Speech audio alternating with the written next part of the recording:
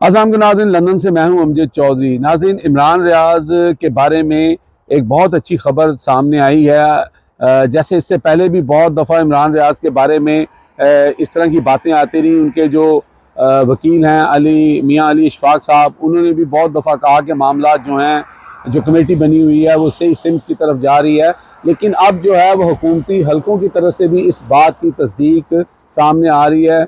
Attorney general Mansoor Usman Awan जो हैं, उन्होंने भी चंद सहाफ़ियों को इस बात की तस्दीक की है कि इमरान रियाज जो हैं वो बिल्कुल ठीक हैं और सेहतमंद हैं, और वो अनकरीब जो है उनके मामला जो हैं वो सेटल हो जाएंगे। और इसी तरह जो सीनियर सहाफ़ी हैं नसीम ज़ाहिरा साहबा, उन्होंने भी इसके ऊपर ख़बर दी है।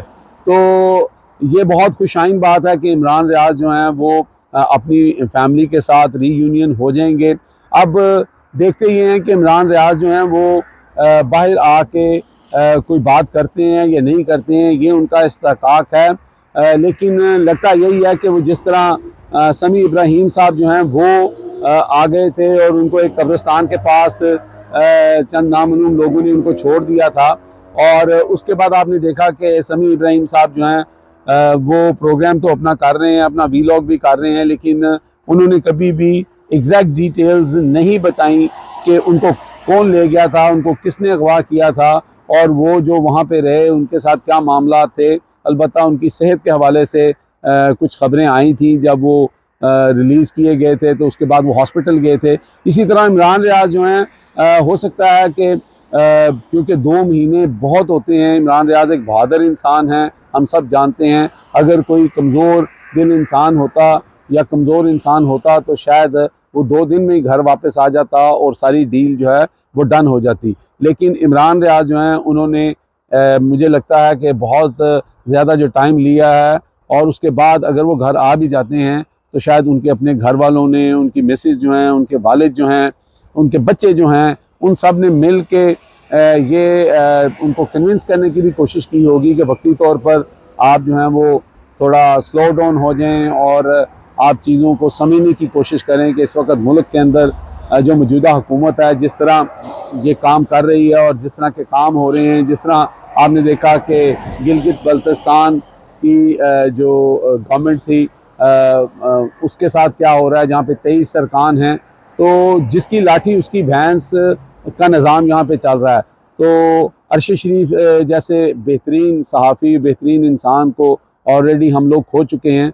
तो बिल्कुल इमरान रियाज साहब को अपनी फैमिली, अपने बच्चों के बारे में सोचना चाहिए। हाँ, अलबत्ता ये ज़रूर है कि यहाँ पर इस तरह के मस्खरे सहाफ़ी भी मौजूद हैं, ऐसे लफाफी सहाफ़ी भी मौजूद हैं जो शायद तमस्खर उड़ाने की कोशिश करेंगे, जो कहेंगे सॉफ्टवेयर अपडेट हो गया, ये हो गया, वो हो गया। लेकिन ये वो सहाफ़ी हैं कि अगर इनको एक दिन के लिए अगवा कर लिया जाए या टेलीफोन आ जाए तो इनकी अपनी पतलूनें शायद गीली हो जाती हैं। तो इसलिए इमरान रियाज साहब को भी चाहिए कि वो फ़िलहाल अपनी आज़ादी को यकीनी बनाएं, और अगर वो आते हैं सामने और ये उनका बिल्कुल इस्तेहकाक होगा, वो कुछ बताना चाहते हैं, वो क्या करना चाहते हैं, उनके साथ क्या कमिटमेंट होती है। लेकिन खुशाइन बात यह है कि इमरान रियाज जो हैं, उनकी जो बाजियाबी है या उनका वापस अपनी फैमिली के साथ जो मिलने का वक्त है वो करीब आ रहा है। हम सब दुआगो हैं, आप सब भी इस मुहिम को जारी रखें। फ्री इमरान रियाज जो है वो ओवरसीज़ पाकिस्तानी भी इसका नारा लगाते हैं, और बहुत सारे ट्रेंड्स ऐसे चल रहे हैं। तो जब तक इमरान रियाज अपने घर वापस नहीं आ जाते, हम सब को जो है वो अपनी कोशिश जारी रखनी चाहिए, क्योंकि इस मुल्क में कुछ भी हो सकता है। यहाँ पर एनीथिंग एंड एवरीथिंग पॉसिबल। तो अब तक के लिए इतने ही। देखते रहे मेरा channel hit list by Amjad Chaudhary. अल्लाह हाफिज़।